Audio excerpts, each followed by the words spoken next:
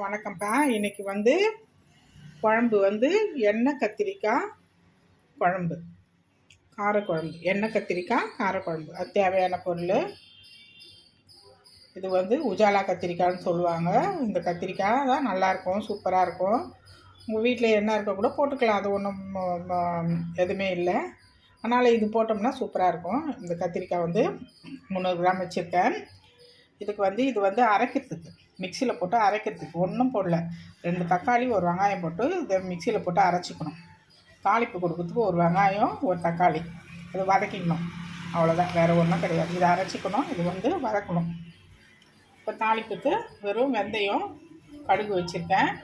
இதுக்கு மசாலா குழம்பு மிளகாய்த்தூள் 3 ஸ்பூன் வச்சுருக்கேன், மஞ்சள்தூள் வச்சுருக்கேன், இது நாட்டு சக்கரை கொஞ்சம் வச்சுருக்கேன், காஷ்மீர் மிளகாய்த்தூள் ஒரு 2 ஸ்பூன் வச்சுருக்கேன். இவ்வளோதான். அது நாட்டு சக்கரை கொஞ்சம் போட்டோம்னா ஃப்ளேவரு அந்த எண்ணெய் கத்திரிக்காய்க்கு டேஸ்ட் நல்லா தூக்கலை, நல்லா சூப்பராக, நல்லா டேஸ்ட் நல்லாயிருக்கும். இப்போ கத்திரிக்காயெல்லாம் கட் பண்ணிக்கிட்டு, வெங்காயம் கட் பண்ணிவிட்டு, இது அரைச்சிக்கிட்டு அதுக்கப்புறம் தாளிப்பு கொடுக்கலாம். இப்போ நம்ம இது என்ன பண்ணோன்னா, இது எண்ணெயில் போட்டு ஒரு 10 நிமிஷம் அதை வதக்கி எடுத்துக்கணும். இதை முக்கால் பதத்துக்கு அது வதக்கி எடுத்துக்கணும். எண்ணெயிலே வதக்கி இது தனியாக நம்ம எடுத்து வச்சுக்கணும். குழம்பு நல்லா கொதிச்சோன்னா அதுக்கப்புறம் இது போட்டுடணும். போட்டுட்டு அதுக்கப்புறம் சிம்மிலே வச்சோம்னா நல்லாயிருக்கும். அதுக்கு தேவையான புளி, கொஞ்சம் புளி எடுத்துக்கலாம்.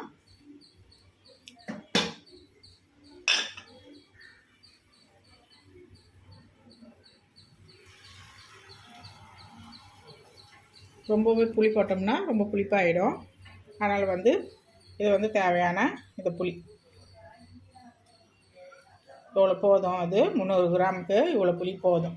இது நம்ம ஊற வச்சுக்கலாம் புளியை. அவ்வளோதான். இதுக்கு எண்ணெய் கத்திரிக்காய் குழம்புக்கு இதுதான் தேவையான பொருள்.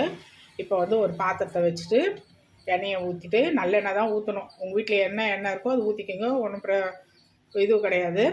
அதனால் நான் நல்லெண்ணெய் தான் ஊற்றுவேன். ஏன்னா குழம்பு நல்லா டேஸ்ட் நல்லாயிருக்கும்னு நல்லெண்ணெய் ஊற்றிட்டு அதுக்கப்புறம் கடுகு வெந்தயம் போட்டு நல்லா வதக்கிட்டு, அதுக்கப்புறம் கத்திரிக்காய் போட்டு அதுக்கு முக்கால் பதத்துக்கு நம்ம எடுத்துக்கிட்டு, அதுக்கப்புறம் ஒரு வெங்காயம், ஒரு தக்காளி போட்டு வதக்கிக்கலாம். வதக்கிட்டு அதுக்கப்புறம் அரைச்ச விழுதை நம்ம அதில் ஊற்றிட்டு, அதுக்கப்புறம் மசாலா வச்சுருக்கோம் இல்லையா, அதை போட்டு நல்லா வதக்கிக்கலாம். அதுக்கப்புறம் புளி ஊற்றிக்கலாம். அவ்வளோதான். தேவையானது உப்பு போட்டுக்கலாம். கடுகு போட்டேன், வெந்தயம் போட்டேன். இப்போ நல்லா பொன்னிறமாக பொரிஞ்சிடுச்சு. இப்போ கத்திரிக்காவை கட் பண்ணி வச்சுருக்கேன். இப்போ நம்ம அதில் போட்டுக்கலாம்.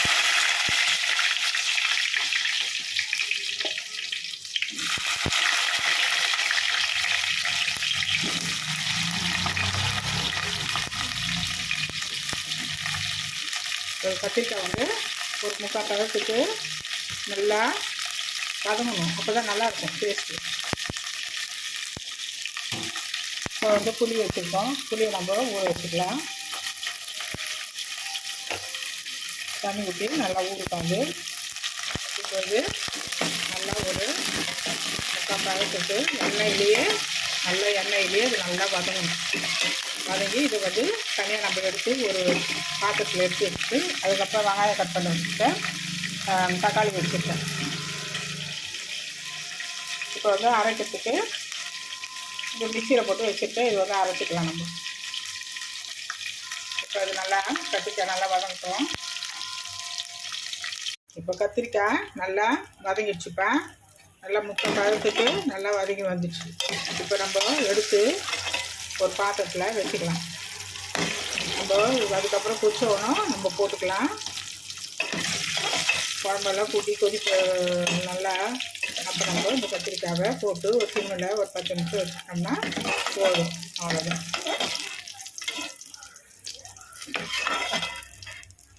முந்நூறு கிராம் கத்திரிக்காய் வாங்கினேன். அது பாருங்கள் எவ்வளோண்டு ஆயிடுச்சு பாருங்கள். நல்லா வதங்கி நல்லா முக்கால் பதத்துக்கு நல்லா வதங்கி இதுவாகிடுச்சு. அதனால் வதங்குவோம். 300 கிராம் எவ்வளோக்கு கொஞ்சமாக ஆயிடுச்சு பாருங்கள். இப்போ நம்ம வெங்காயம் கட் பண்ணி வச்சுருக்கோம்ல, அது போட்டு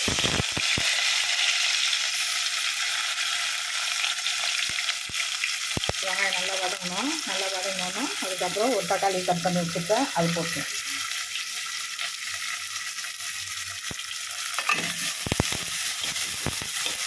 பூண்டு வேணாலும் பூண்டு போட்டுக்கலாம். நான் பூண்டு போடல, இது பூண்டு போடாத செய்கிறேன் நான். பூண்டு போட்டால் அந்த ஸ்மெல்லு வேறு மாதிரி வரும், அதனால் நான் பூண்டு போடல. இது ராவாக செய்கிறாது, இது சூப்பராக இருக்கும். அது இந்த செட்டிநாடு அந்த பக்கம் போயிட்டோம்னா, நம்ம காரைக்குடியெலாம் போயிட்டோம்னா இந்த மாதிரியான ஸ்டைலில் தான் குழம்பு வைப்பாங்க, சூப்பராக இருக்கும். அதுக்கப்புறம் இந்த ஒரு வெங்காயம் 2 தக்காளி போட்டு அரைச்சி இந்த விழுது வச்சுருக்கேன். அதுக்கப்புறம் புளியை கரைச்சி வச்சாச்சு. இப்போ நல்லா வெங்காயம் நல்லா கண்ணாடி பதத்துக்கு வந்துச்சு. இப்போ ஒரு தக்காளியை நம்ம போட்டுருவோம்.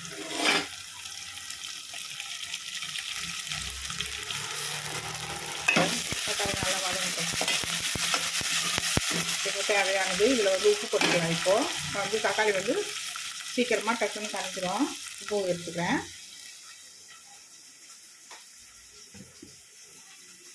இந்த டப்பா பழைய காலத்து டப்பா. இது எப்படி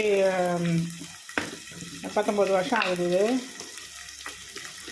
இது அப்படியே வச்சுட்ருக்கேன். இந்த ஹார்லிக்ஸ் டப்பா இது ஒரு ஞாபகமாக வச்சுருக்கேன். பிள்ளைக்காக வாங்கினது இது. அது ஒன்று தான் வச்சுருக்கேன். மற்ற டப்பாலாம் தூக்கி போட்டாச்சு. இது தேவையானது நம்ம உப்பு போட்டுக்கலாம். உப்பு போட்டோன்னா தக்காளி நல்லா சீக்கிரமாக நல்லா வதங்கிடும்.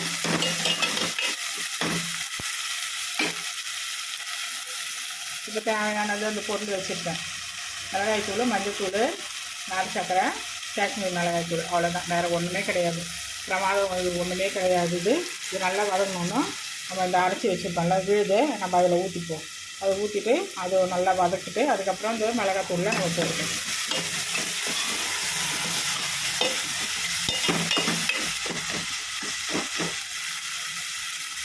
நல்லா வதங்கட்டும்.